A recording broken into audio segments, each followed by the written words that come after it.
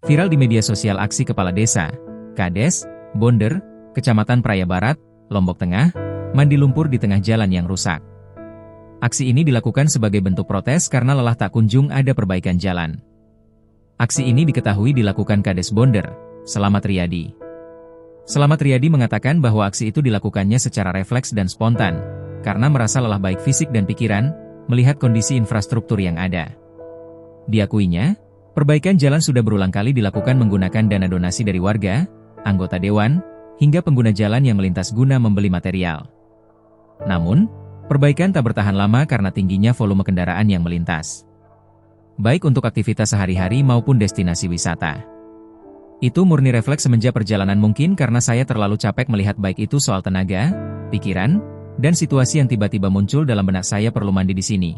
Ucap Selamat Riyadi saat ditemui, Senin, 22 Desember 2025. Selamat mengungkapkan bahwa, masalah utama kerusakan jalan sekira sepanjang 7 km dari Penujak hingga Mangkung ini adalah buruknya sistem drainase. Aspal menjadi cepat rusak apabila tergenang air. Ia pun menyoroti bagaimana pembangunan selama ini tidak dihitung dengan matang sehingga hasilnya tidak jangka panjang. Melihat viralnya aksi sang Kades, Kepala Dinas, Kadis, PUPR NTB, Sadimin mengaku tengah mengkaji usulan perbaikan sejumlah ruas jalan rusak.